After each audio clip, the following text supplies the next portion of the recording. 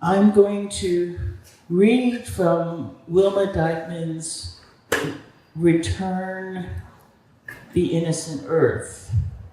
I got to read this book. The focus is broad in this book, and it certainly covers the environment and ethical farming and treatment of the land, but it also treats what relationships were like in the segregated South, which is, I'm from Philadelphia, and Philadelphia certainly had its segregation issues, but I was not raised in the South, and I find her writing to be remarkable in understanding and sharing the emotional fabric of these two separate but yet intertwined cultures, and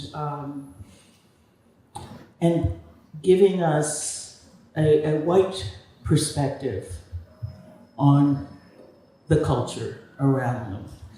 So this excerpt, as you know, many excerpts are in the book, parts of the book are about Cebo, a Black and formerly enslaved man who works for the Clayburn family.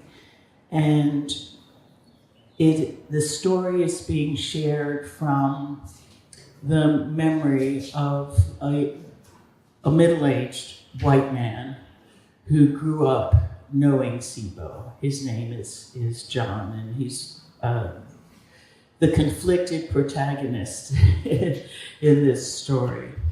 So this is John's memory of a conversation with Cebo.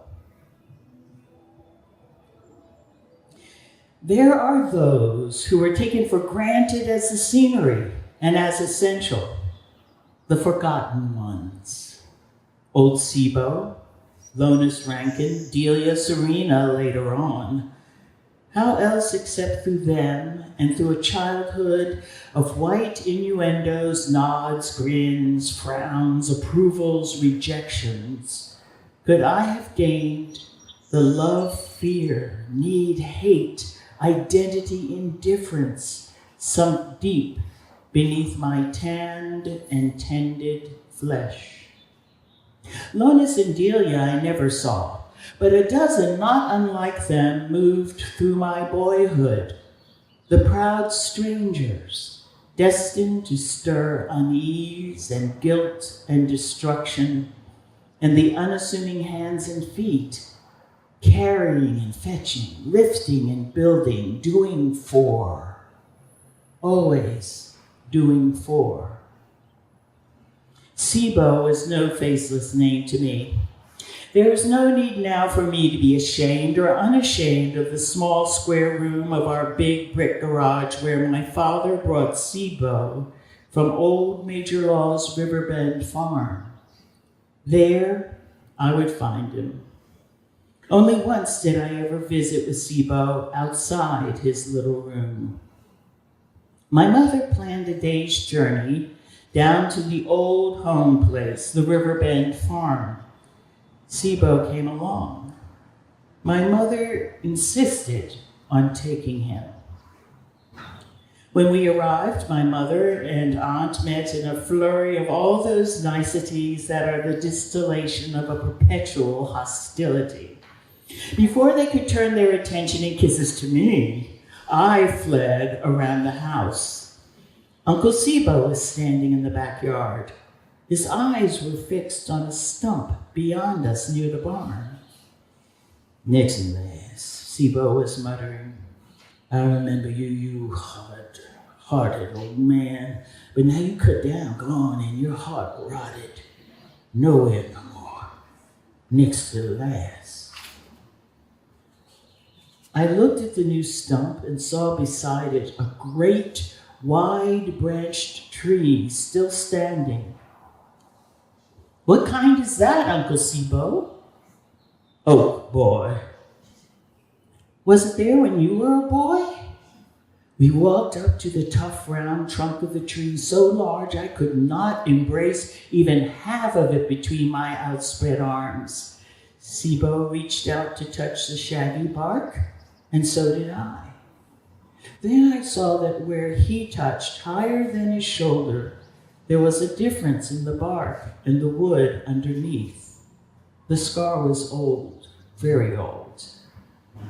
Major Laws was his name, boy. Major Laws. He owned this land and all on it, above and underneath. He put the ring in this oak, the iron ring. They making the brick for this big fine house, toting the brick for the mansion, all the black slaves working for Pharaoh in the latter days. And when the firing didn't go right, when the fetching and laying wasn't fast enough, somebody got fastened to the iron ring. Suddenly, I was listening more attentively than I had ever listened to Cebo before. I knew that this was something I had not even heard whispered before. Something as vicious and compelling as a lurking copperhead. I did not move. I scarcely breathed. My mammy, she wanted a fast tortoise. Lots of days she set the pace, and I toddled behind her, nubbin of a boy with 2 bricks in my hands, proud to hear her named the fastest, looked up to. A high-built, brainy Igbo tribeswoman. They always said she was, although born this side of the ocean. But one day, toward the end of the building, they was topping off that last chimney on the northeast corner there. Things was going hard, and whatever anybody tried to do just seemed like they was trading the witch for the devil. Old Major Laws had lost time and his temper to boot. And just after noontime, thunderheads began to roll up out of the west. I guess my mammy was nervous and all. What'd she do, Cebo? She dropped 2 of them satchels of bricks, one first, then right the next trip up the hill, another. And bricks, striking against one another, and the ground chipped and broke. I was running close along behind, and when they all fell, I saw those scattered pieces and the look in my mammy's eyes. And I fell on my bare knees and started trying to put them bricks back together again, but there wasn't no going back. They tied her up to the iron ring, laid her back open with a special little whip Major Laws had traded once from an Indian packman.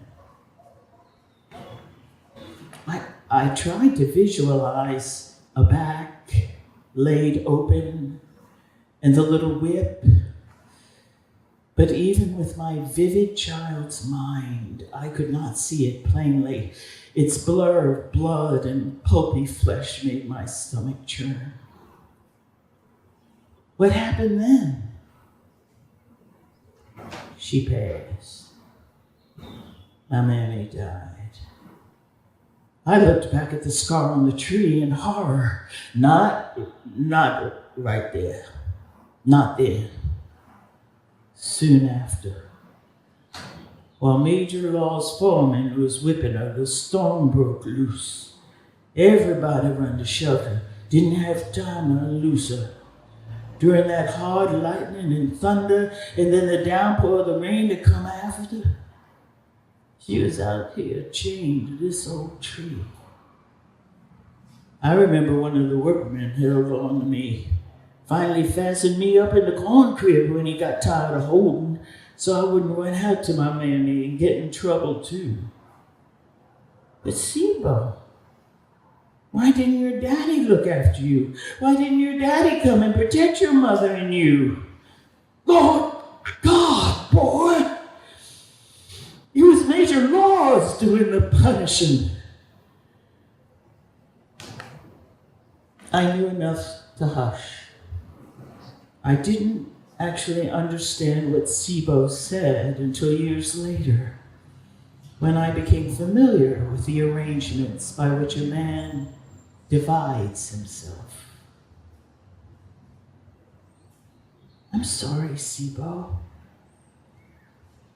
Even then, I knew my easy regrets were useless. They cost me nothing, made no restitution. Then what happened? That evening, after the storm moved on, they moved her back to the cabin, her teeth chattering, her eyes wild as a doe's caught in the light on a fire hunt. Lung fever carried her off. Major Laws mighty regretful of his loss. Even after the war and Jubilee had been laid on him, he's still sickest at losing Mammy. That, in freedom, drove him to the old black pit.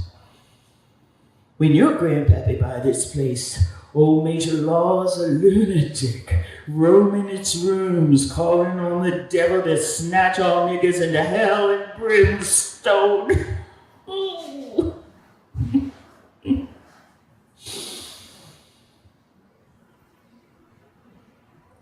I had no knowledge to fit his words, or the glee of his high, mirthless cackle.